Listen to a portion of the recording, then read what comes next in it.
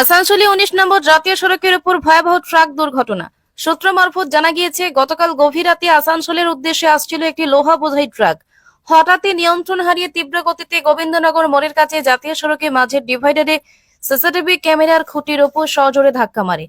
ধাক্কার তীব্র অভিঘাতে ট্রাকের পেছনে থাকা লোহাগুলো সজোরে এসে ট্রাকের সামনের অংশের কাঁচে এসে ধাক্কা মারে। এর ফলে ট্রাকের সামনের অংশের কাঁচ ভেঙে ভয়াবহ ক্ষতিগ্রস্ত হয়। এমনকি ট্রাকের সামনের কেবিন ট্রাক থেকে কিছুটা বেরিয়ে আসে। পুলিশ সূত্র থেকে জানা গিয়েছে, বিষয়টি নজরে আসা মাত্রই ট্রাকের চালক এবং খালাসি দুজনেই ট্রাক থেকে লাফিয়ে নিজেদের প্রাণ বাঁচান। এই দুর্ঘটনার দৃশ্য দেখার জন্য সকাল থেকেই প্রচুর সাধারণ মানুষের ভিড় জমে যায় গোবিন্দনগর মোড়ে।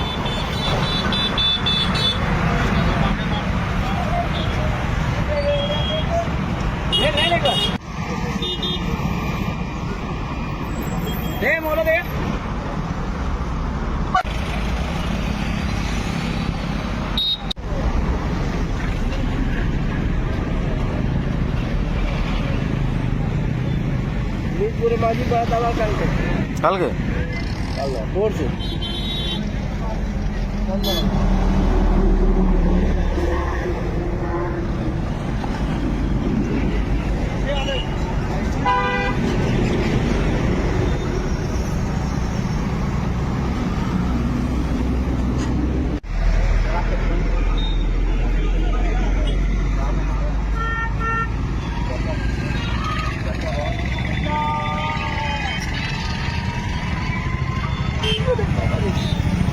আল্লাহ কি বাংলা নিউজ ভালো আছে।